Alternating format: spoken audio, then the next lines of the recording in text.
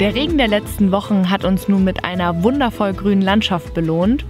Auch rund ums Haus sind die Sträucher aufgeblüht, die Wiese ist nach oben geschossen und das macht richtig Lust darauf, draußen zu sein.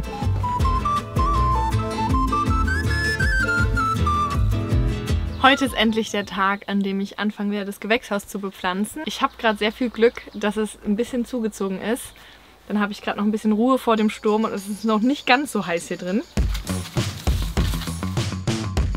Ich beschäftige mich noch nicht so lange mit dem Thema Gärtnern und ich wusste zwar, dass sich verschiedene Pflanzen in einem Beet begünstigen können, aber ich wusste nicht, dass einige sich so gar nicht vertragen. Daher musste ich meinen Plan für das Gewächshaus nochmal umwerfen. Jetzt habe ich Tomaten und Salat in einem Beet, dann Paprika mit Gurke zusammen und Peperoni ebenfalls mit Gurke. Das ist jetzt gerade so ein richtiger Vorführeffekt. Das ist eigentlich meine Vorzeige-Paprika. Die größte, stärkste und schönste. Aber irgendwie denkt sie sich gerade so, nee, ich bin schüchtern.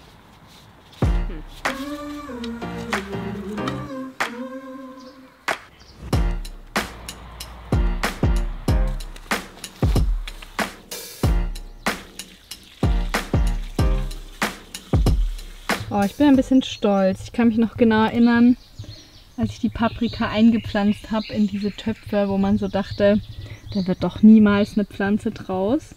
Und jetzt, sieh an. Letztes Jahr hatten wir auch schon Tomaten, aber draußen und ohne Gewächshaus. Da war die Ernte wirklich nicht so berauschend. Also wir haben schon Tomaten geerntet, aber es war echt total überschaubar. Deswegen bin ich gespannt, wie es dieses Jahr wird. Ich würde gerne ein bisschen vorspulen, aber ich glaube, das geht nicht so einfach. Ich habe noch einen Osterhasen gefunden, für den ist es allerhöchste Zeit. Ich habe mir das 49-Euro-Ticket gekauft und meine erste Mission ist es jetzt, damit zu meinen Großeltern zu fahren. 6,5 Stunden am Wochenende. Hallo? Habt ihr meinen Brief mit den Bildern bekommen vom Gewächshaus? Ja, haben wir. Bist ja eine richtige Gärtnerin geworden, hä? Naja, mal gucken, noch ist es nichts geworden, ne? Ich habe noch nichts geerntet. Aber das muss doch da verarbeitet werden, ne? Ja, das stimmt.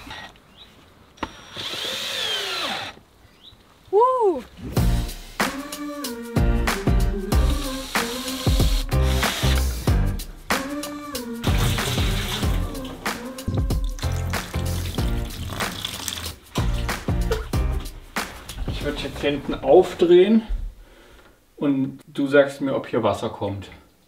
Ja, und soll da Wasser kommen? Nee. Okay. Weil erstmal wollen wir draußen Wasser. Okay.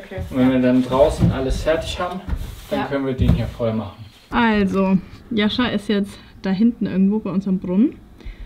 Und eigentlich wollen wir, dass jetzt hier Wasser rauskommt. Wir waren uns nicht sicher, ob sie den Winter überlebt hat, die Pumpe. Aber scheint so. Ja, es kommt Wasser! Also unten. So, wir machen hier jetzt ein ordentliches Angießen und wollen die Erde einmal richtig schön nass machen.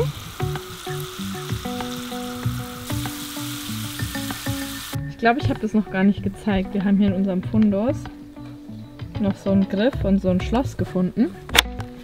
Jascha hat das hier zusammengebaut. Jetzt haben wir so einen richtig schönen großen Griff, der macht so Spaß. Und auch unser Kanister auf dem Dachboden haben wir nach 5 Monaten wieder mit Brunnenwasser befüllt. Yeah!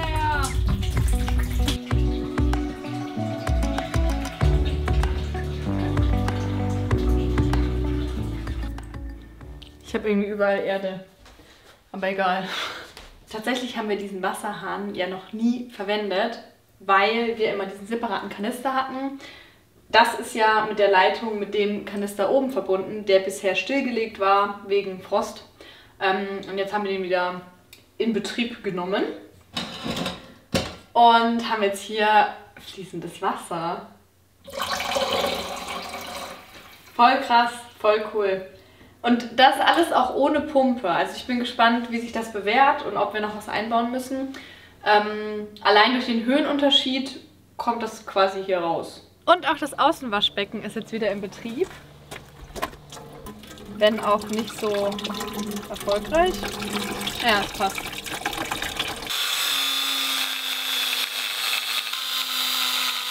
Jascha hat ein neues Werkzeug, ein Flex.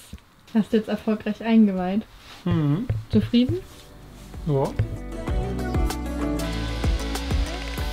Wir haben letztens auf dem Flohmarkt so eine Straßenlaterne gefunden.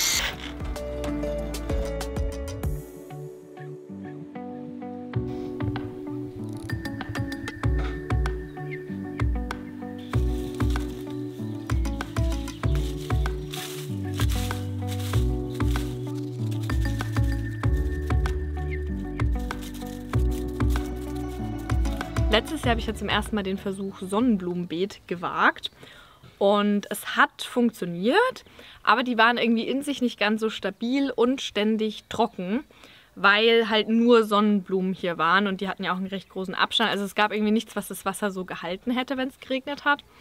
Obwohl ich letztes Jahr auch schon andere Blumen mit reingesät habe, aber es sind wirklich sehr wenige aufgegangen. Das war irgendwie komisch.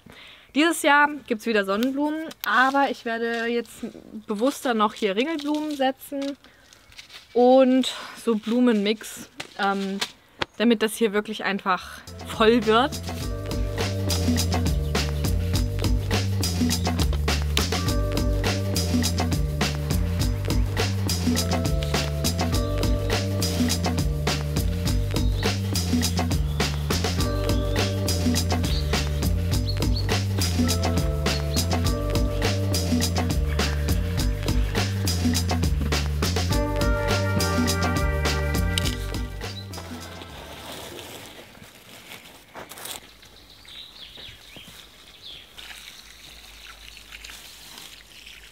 Die Samen sehen wieder richtig cool aus. Ich finde das immer so faszinierend. Ich bin sehr gespannt, was da rauskommt. Ich erkenne auf jeden Fall, dass da auch Ringelblume drin ist. Diese Schnecken, das sind Ringelblumen.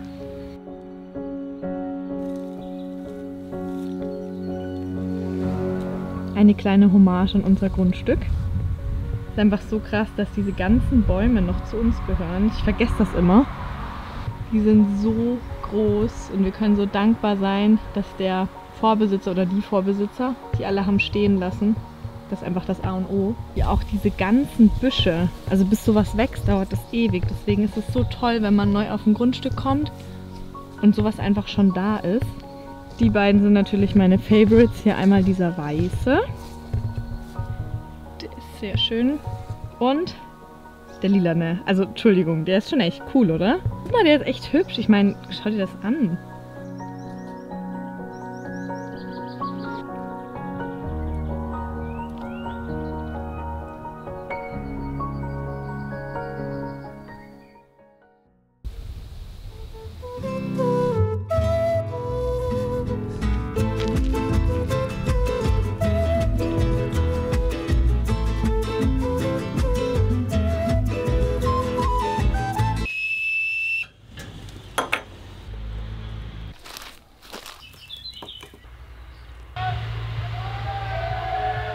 Männertag auf dem Dorf. Ich habe mich ja gestern schon ein bisschen aufgewärmt im Pflanzen einbuddeln und heute geht das in die zweite Runde und auch ziemlich finale Runde. Das hier sind die heutigen Kandidaten.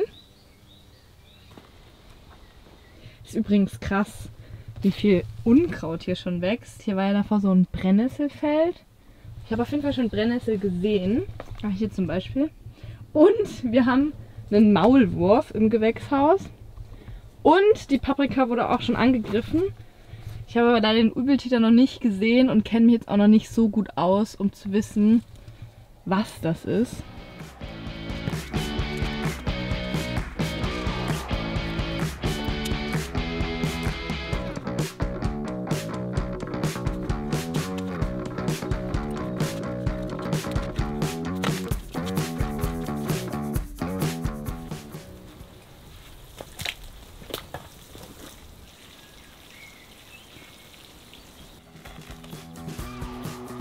Ich starte erst immer mega motiviert in die Gartenarbeit und dann kommt so ein Tief.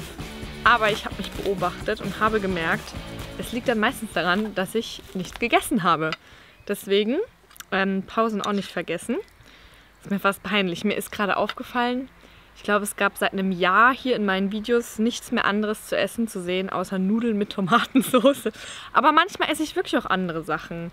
Nur irgendwie nicht, wenn ich filme. Ich weiß nicht. Aber es ist auch einfach immer wieder gut. Und bald wird es noch besser, weil dann habe ich meine eigenen Tomaten in der Tomatensauce.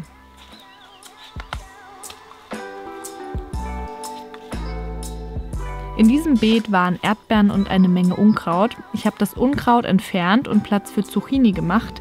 Die vertragen sich nämlich wunderbar mit Erdbeeren.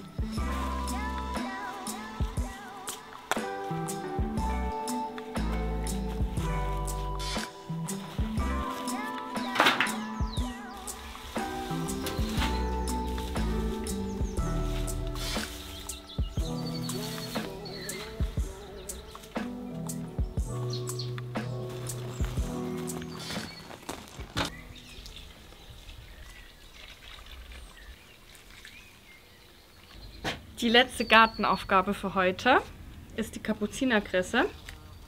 Die war letztes Jahr auch schon hier und das hat ihr sehr gut gefallen damals, deswegen hoffe ich, das ist jetzt wieder so. Ich liebe ja Kapuzinerkresse, also weil sie gut schmeckt und weil das irgendwie so wie Haare aussieht. Ich weiß nicht, ich finde das cool. Kann man die jetzt schon essen?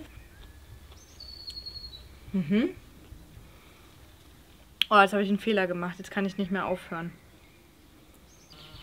Oh, toll. Ich lieb's. Ja, erstmal.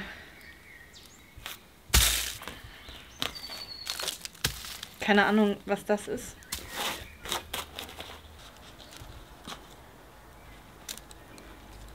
Vielleicht sähe ich einfach noch ein bisschen was dazu, weil es jetzt ein bisschen dürftig. Kapuzinerkressensamen sind so witzig, das sind so riesige Ballen. So.